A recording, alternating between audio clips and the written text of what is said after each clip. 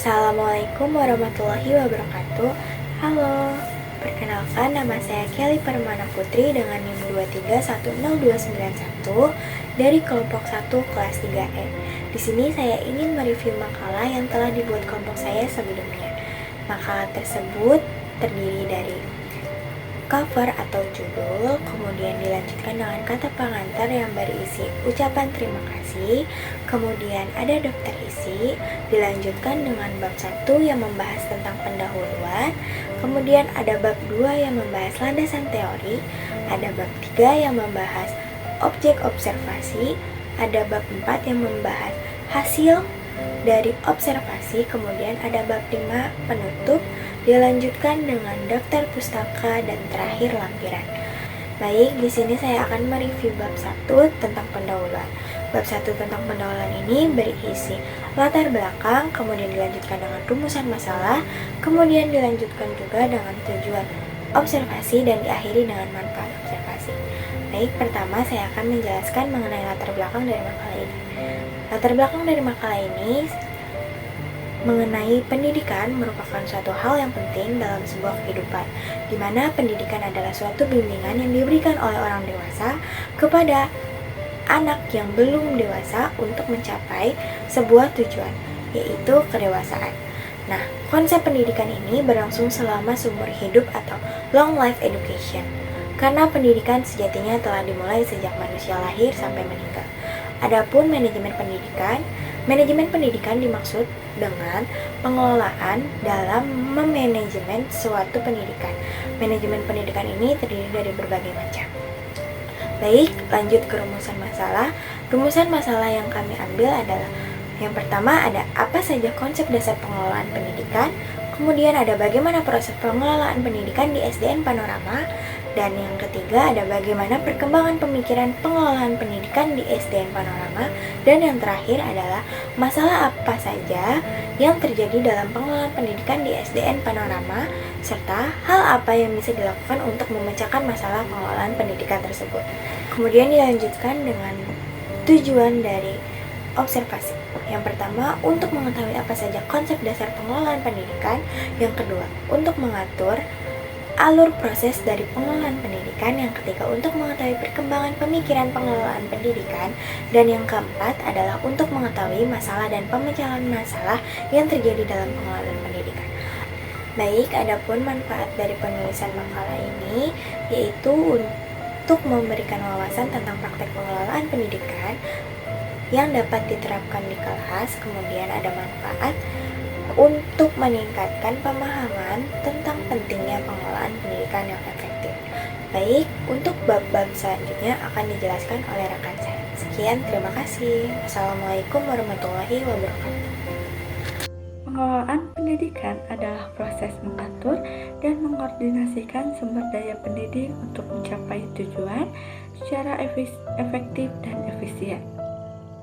Pengelolaan serupa dengan manajemen. Menurut para ahli, pengelolaan pendidikan melibatkan kerjasama untuk memanfaatkan sumber daya manusia dan material secara optimal. Konsep pengelolaan pendidikan pertama yaitu ada manajemen kurikulum untuk merencanakan dan mengembangkan kurikulum untuk memenuhi tujuan pendidikan. Yang kedua ada manajemen peserta didik untuk mengelola peserta didik secara efektif termasuk mengelola perilaku dan motivasi.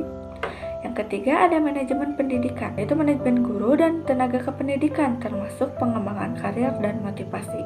Yang keempat ada pengelolaan keuangan pendidikan, yaitu mengelola anggaran dan keuangan pendidikan. Yang kelima yaitu ada pengelolaan sarana dan prasarana pendidikan. Yang keenam ada manajemen perkantoran seperti manajemen aspek administrasi pendidikan. Yang ketujuh ada mengelola hubungan masyarakat, yaitu keterlibatan masyarakat dalam pengambilan keputusan dan pelaksanaan kegiatan pendidikan. Ada juga manajemen departemen pendukung pendidikan seperti laboratorium, perpustakaan, dan sebagainya. Dan manajemen layanan pendidikan khusus seperti bimbingan dan konseling. Proses pengelolaan pendidikan terdapat 4 tahap utama. Yang pertama yaitu perencanaan. penciptaan tujuan dan sasaran organisasi, serta peta kerja untuk mencapai tujuan tersebut. Yang kedua ada pengorganisasian, mengumpulkan orang, modal, dan peralatan untuk mencapai tujuan. Yang ketiga ada pengarahan, yaitu memotivasi orang-orang supaya dalam pelaksanaan kegiatan itu, kegiatan bisa berjalan secara efektif dan efisien. Dan yang terakhir ada manajemen, yaitu memberikan umpan balik dan mengambil tindakan perbaikan jika terjadi penyimpangan. Perkembangan pemikiran pengelolaan pendidikan, ada teori manajemen klasik, yaitu menekankan perencanaan dan pengorganisasian. Untuk teori manajemen modern, lebih fokus pada motivasi, komunikasi, dan keterlibatan. Ada juga pemanfaatan teknologi, peningkatan efisiensi melalui e-learning dan sistem informasi. Ada juga keterlibatan pemangku kepentingan, yaitu partisipasi peserta didik, orang tua, dan masyarakat. Ada juga pengembangan sumber daya manusia, yaitu meningkatkan keterampilan guru dan tenaga pendidikan. Masalah dan solusi dalam pengelolaan pendidikan. Masalah yang dihadapi yaitu misalnya adalah faktor guru, yaitu kurangnya keterampilan manajemen kelas, faktor peserta didik, misalnya kesadaran rendah terhadap hak dan tanggung jawab, faktor lingkungan keluarga seperti dukungan keluarga yang kurang, ada juga faktor lingkungan sekolah, contohnya seperti fasilitas yang kurang memadai. Solusi yang dapat diajukan yaitu yang pertama itu pencegahan, misalnya pelatihan manajemen kelas bagi guru, ataupun diskusi rutin tentang hak dan tanggung jawab para peserta didik. Yang kedua ada pendekatan pengajaran untuk mencegah perilaku negatif dan juga bisa menciptakan suasana kelas yang lebih positif. Dan yang ketiga ada penyembuhan, yaitu melibatkan orang tua dalam pendidikan anak, juga mengidentifikasi dan menganalisis masalah untuk perbaikan. Halo, saya Evi Fatima Zahra dengan NIM 2308893.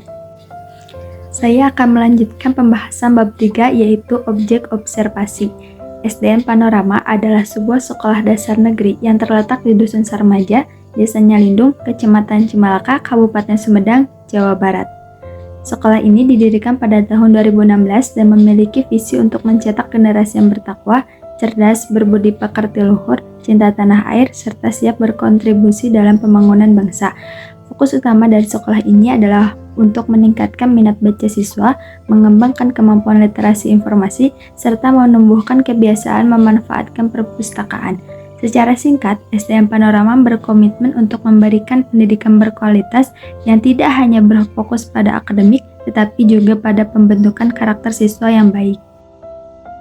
Untuk manajemen peningkatan mutu pendidikan, di SDN Panorama dilaksanakan dengan meningkatkan kompetensi pendidik. Hal ini bertujuan untuk meningkatkan mutu pendidikan di sekolah tersebut. Upaya yang dilakukan melalui pelatihan rutin yang dirancang untuk mengembangkan keterampilan, profesional, dan pengetahuan guru sehingga kualitas pengajaran kepada para peserta didik juga meningkat. Pelatihan ini berfokus pada adopsi metode pengajaran terbaru dan peningkatan kompetensi guru secara berkelanjutan. Nah, kali ini saya akan menjelaskan manajemen sarana prasarana pendidikan.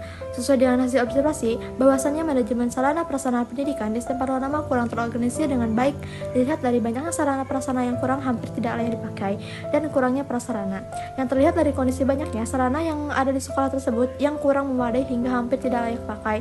Selain itu, terdapat juga kekurangan dalam prasarana yang harusnya mendukung proses pembelajaran mengajar seperti fasilitas yang tidak memadai serta alat dan penyedia pembelajaran yang tidak cukup. Hal ini mengakibatkan proses pendidikan menjadi kurang efektif dan efisien, sehingga berdampak negatif pada kualitas pembelajaran yang diterima oleh siswa. Maka dari itu, perlu adanya pengadaan fasilitas sekolah, perlu mengajukan proposal kepada pemerintah daerah untuk mengadakan fasilitas tambahan seperti ruang kelas baru dan laboratorium. Lalu di sini saya akan menjelaskan mengenai manajemen kurikulum. Manajemen kurikulum pada SDN Panorama pada kurikulum 2013 masih digunakan dalam proses pembelajaran pada kelas 3 dan 6. Sedangkan kurikulum Merdeka masih digunakan dalam pembelajaran pada kelas 1, 2, 4, dan 5. Di sini saya akan menjelaskan mengenai manajemen peserta didik. Peserta didik yang bersekolah di SDN Panorama berjumlah sebanyak 178 siswa yang terdiri dari 91 siswa perempuan dan 87 siswa laki-laki. Kelas 1 ini berjumlah 26 siswa, kelas 2 24 siswa, kelas 3 39 siswa, kelas 4 25 siswa, kelas 5 30 siswa, kelas 6A 30 siswa, dan kelas 6B 16 siswa. Dan saya akan melanjutkan bab 4 dari poin 4.1.5.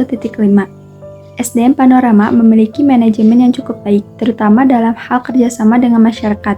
Sekolah ini memiliki 12 tenaga pendidik dan kependidikan. Keuangan sekolah bersumber dari dana BOS, bantuan masyarakat, dan komite.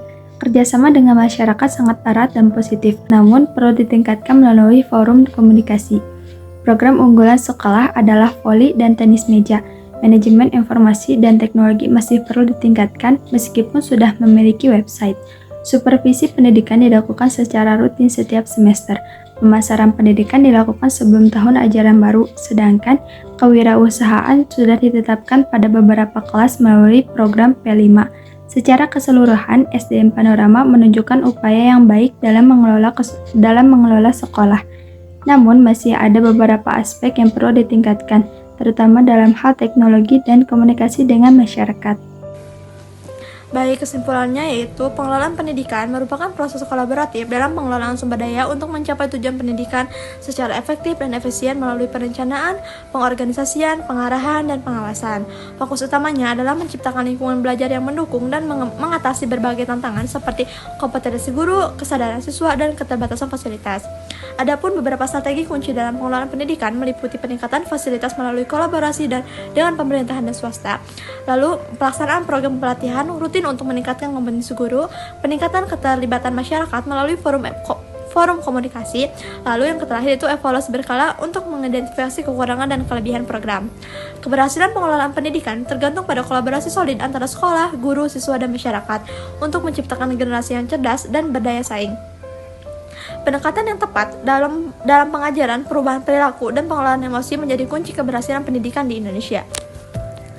Lalu ada beberapa saran juga. Yang pertama itu meningkatkan kompetensi tenaga pendidik dan manajemen sekolah melalui pelatihan dan supervisi berkala.